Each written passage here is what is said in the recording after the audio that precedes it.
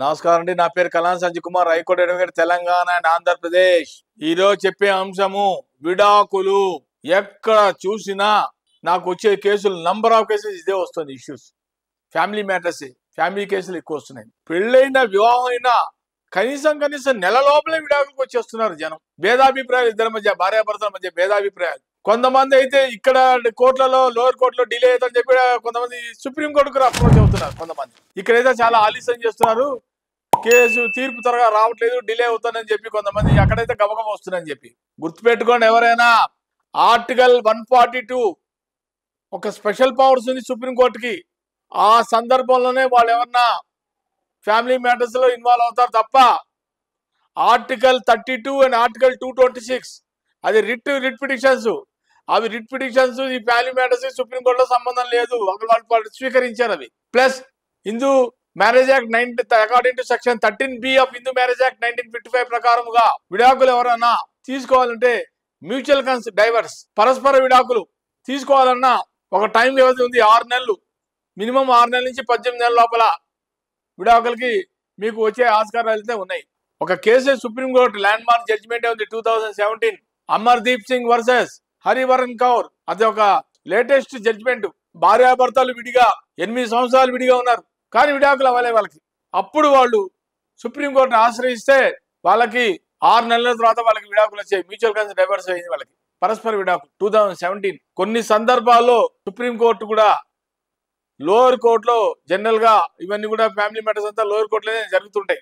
కానీ వాళ్ళకు కూడా స్పెషల్ పవర్స్ ఉన్నాయి సుప్రీంకోర్టు కూడా. ఆ స్పెషల్ పవర్స్ ఆర్టికల్ 142 సందర్భం బట్టి వాళ్ళకి ఆ గైడ్ లైన్స్ ఉంది, ఆ ప్రకారం వాళ్ళు చేయగలుగుతారు.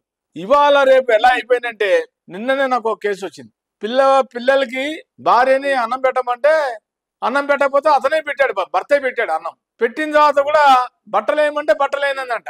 కోపం వచ్చి దెబ్బేసాడు. దెబ్బేసినందుకు కోపంతో భార్య ఇల్లు విడిచి వెళ్ళిపోయింది. దీనికి కారణం వెనకాల బ్యాక్గ్రౌండ్ తల్లి. వెంటనే పిల్ల తల్లికి ఫోన్ చేసి, అమ్మా నేను వచ్చేస్తున్నాను, ఇట్లా నన్ను మా ఆయన కొట్టాడు, రా బిడ్డ రా ఇంటికి వచ్చేయి అని తల్లి చెప్పడం కూతురికి.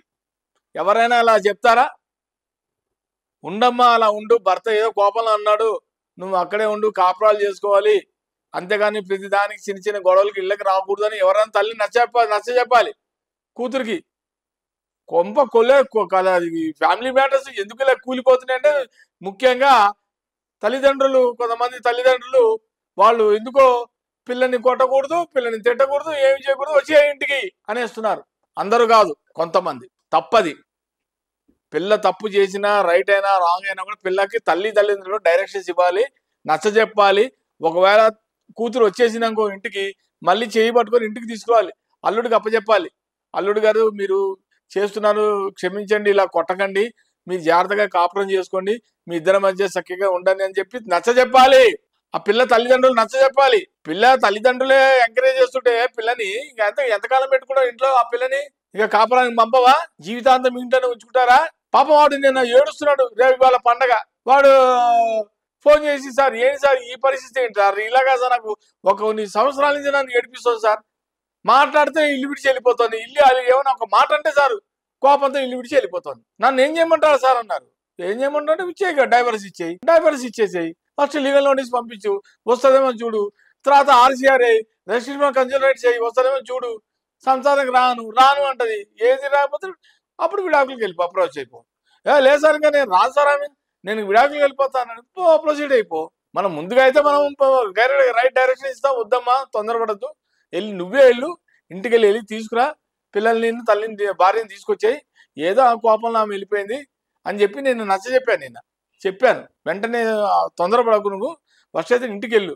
ఇది మరి నువ్వు కూడా కొట్టడం తప్పు కదా, భార్యని కొట్టడం ఎందుకు, ఎందుకు మ్యాన్ అండ్ ఎందుకు చేసావు, నువ్వు కొట్టకూడదు కదా, నువ్వు కూడా తప్పు కదా, అది నీది కూడా తప్పు ఉంది కదా అక్కడ. నీ కోపం, ఆ అమ్మాయి కోపంతో నువ్వు ఏదో చేసావు కాబట్టి కోపంతో వెళ్ళిపోయింది, కాబట్టి నీలో కూడా తప్పు ఉంది, కాబట్టి నువ్వు కూడా ఇంటికి వెళ్ళు, అత్తామామలతో మాట్లాడు.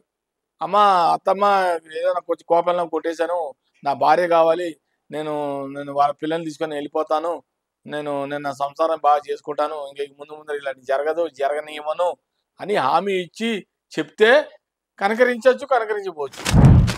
ఇతని యొక్క చెప్పే విధానం ఉంటుంది అక్కడ. ఎన్ని కేసులు వస్తుంటాయి ఫ్యామిలీ మ్యాటర్స్, రోజు ఇవే గొడవలు.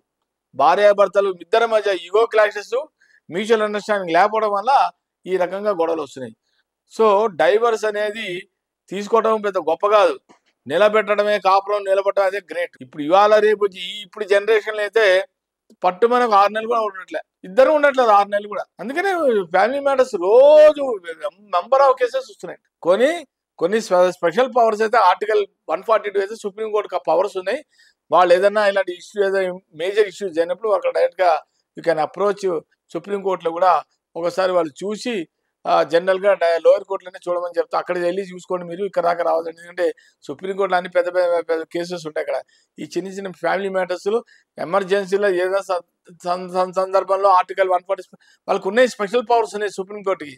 ఏదైనా ఉంటే అక్కడ కేసు టేకప్ చేస్తారు, లేదంటే వాళ్ళు లోయర్ కోర్టులని మీరు అక్కడ వెళ్ళి చూసుకోండి అని చెప్తారు. కాబట్టి జాగ్రత్త, విడాకులు అనేది చాలా చాలా సెన్సిటివ్ ఇష్యూ, ఇది చాలా జాగ్రత్తగా తీసుకోవాలని కోరుకుంటున్నాను. నమస్కారం.